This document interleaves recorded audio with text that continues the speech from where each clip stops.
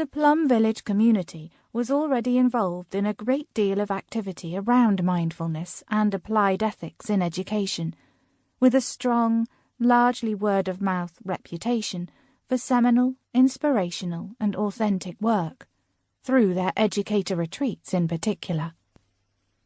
Within all this activity, there was as yet no definitive written guidance from Thich Nhat Hanh or the community on how best to help teachers cultivate mindfulness in their own lives, as well as in their classrooms, in schools and universities, using a clearly authoritative and canonical approach.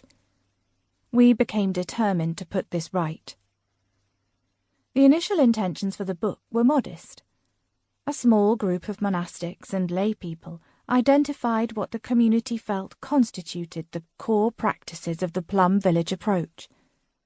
We planned a simple set of laminated recipe cards, summarizing step by step how to practice them oneself and teach them to others.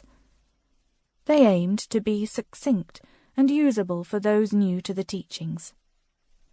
These principles of brevity and practicality remain at the heart of the core practices in Part 1. Once we began, the vision and aspirations for the book grew steadily until it became the substantial guidebook you now have in your hands. We noted the valuable resource that are the words and vision of Thich Nhat Hanh, in particular his talks, which held audiences rapt at the educators' retreats.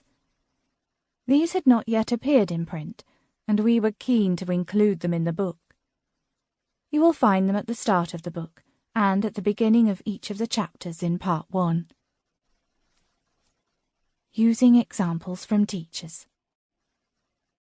We also wanted to support Thich Nhat Hanh's inspirational vision by responding to the many requests for practical guidance from teachers on developing mindfulness in their own lives, as well as in their classrooms, schools and universities. We completed the step-by-step accounts of the practices, but became more ambitious. Convinced that there was a great deal of solid work happening that we could marshal to support teachers, we decided to inform our guidance with a systematic exploration of how the teachings had already impacted the lives and work of the teachers who were practicing in the Plum Village approach. Harvesting these experiences was a foray into the unknown that turned out to have unexpectedly rich rewards, and which profoundly shaped the nature and content of the book. Initially, we identified and contacted around 70 experienced practitioners who had been involved in the Plum Village approach to education over many years, and asked them to share their stories with us. Some stories they had already published in The Mindfulness Bell, the official magazine of the community, but most accounts were kindly written afresh or told to us in interview. We also conducted an online survey in French, English and Spanish with those who had signed up to receive information about Wake Up Schools, and posted the invitation to the survey on the Mindfulness in Education (MIEN) listserv and the Wake Up Schools website.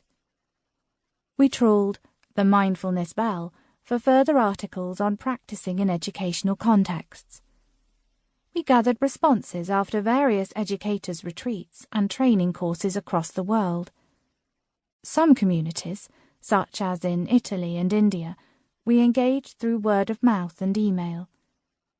Essentially, we reached out to anyone in education, right across the world, wherever we had a lead and a contact. We received a wealth of responses, and around 150 people are finally quoted in the book. All who responded are listed at the end of the book, although a few wish to remain anonymous, and we could not use everything we received. We sought first-person stories, reflections, and illustrative examples of how the teachings of Thich Nhat Hanh and/or Plum Village had touched teachers' lives and their teaching. We queried the teachers about the effect of mindfulness on themselves and their students, how they taught the practices, whether they had managed to work with colleagues across the school and university.